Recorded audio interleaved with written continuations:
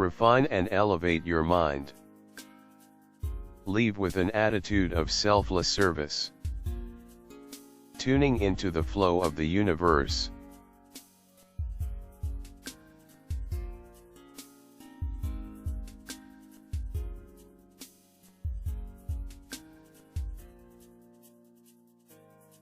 Attitude is the approach to living, and a window to our character. Don't select leaders on the basis of resourcefulness and ability alone, they should be based on character.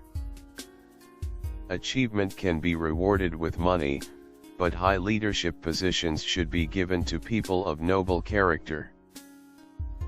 The first qualification for leadership is depth, the second is generous courage, and the third is sagacious eloquence. Life is nothing other than the process of refining our true nature as human beings. Only the humble will find fortune. Humility attracts happiness and purifies the soul. Exercise self-control and self-reflection, and strive to correct your behavior. Don't worry about the things over which you have no control. Fortune and misfortune are strands of the same rope, braided together they make up our lives. Just being alive is something to be grateful for. Gratitude depends on our state of mind, and not on our material circumstances. Open-mindedness entails listening openly to criticisms, even when you don't want to hear it, and appropriately correcting your actions now, rather than later. It is important in acknowledging even the most trivial events in our lives, with a spirit of joy and gratitude that remains untainted by logical argument. The habit of daily reflection is actually the product of maintaining an open mind. We need to be detached from excessive desires if we wish to refine our characters. By putting cushion of time between our thoughts and our actions, will allow us to make a judgment that is based on reason.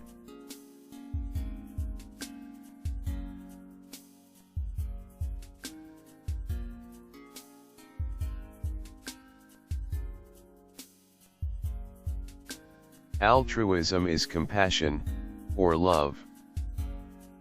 Good business requires that our hearts be filled with consideration for others, and for the world.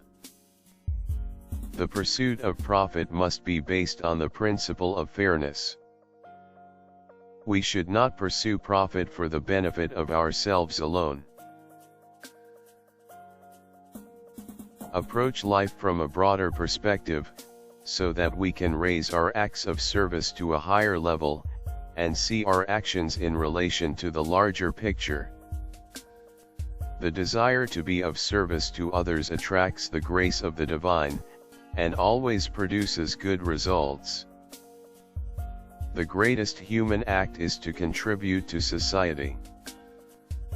A prosperous nation should be founded on virtues, not wealth, and that a country's wealth should be utilized in an ethical way, to contribute to other people and nations.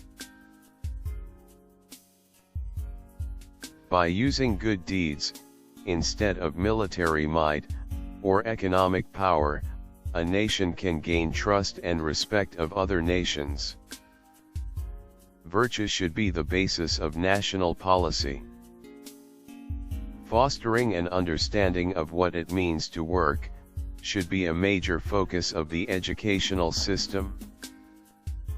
If you can't obtain what you want, then want what you can obtain. We need to practice the spirit of contentment, because it is the key to world stability.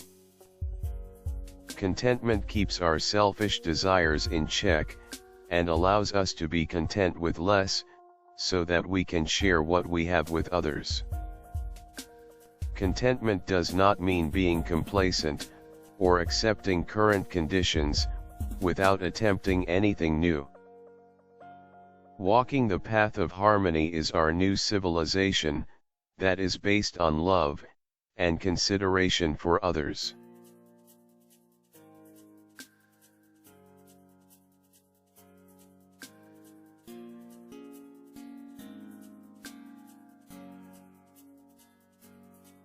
Destiny governs our lives, and propels us along without regard for our feelings, like a great river flowing ceaselessly to the boundless ocean.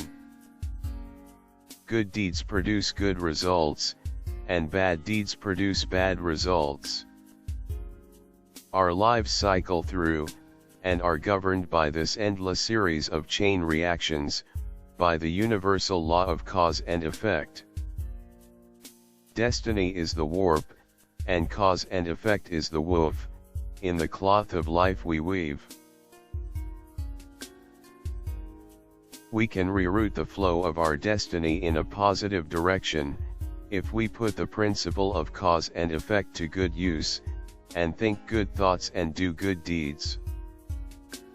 If you think good thoughts and do good deeds, you can transcend your destiny, and turn your life in an even better direction. People's life circumstances are gradually corrected, until their results eventually match the way they have lived their lives, and their situations eventually match who they are as human beings.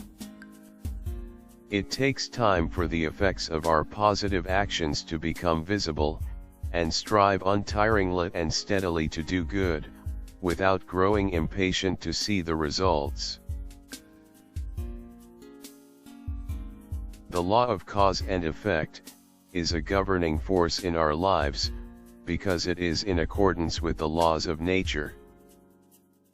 There is a well-intentioned will, or force in the universe, that acts like a current of energy, continuously propelling the growth and development of all things, in a positive direction.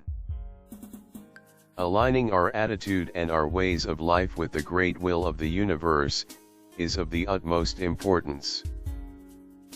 The existence of life is not the result of a combination of coincidences, but rather is the inevitable product of the will of the universe. The core of our consciousness is the true self, and it is surrounded in the mind by the soul. Our true self is filled with truth, goodness, and beauty. People must strive to suppress and control the instincts and sensations, with intelligence and conscience. Governing the universe is the law of conservation of energy, which states that while the total amount of energy in existence is fixed, energy has the capacity to change forms. A better tomorrow will come when each individual understands the noble mission with which he or she has been entrusted, and strives to live in a way that is right as human being.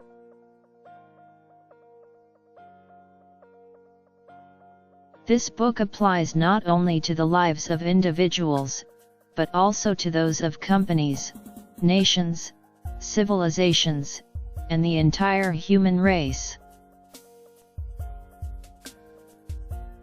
Each one of these entities is an aggregate of individuals, and therefore, it too must follow the ideal way of living. Would you like me to promote your ideas, products, or services this way? Let me provide you with more than what you need. Let's discuss now.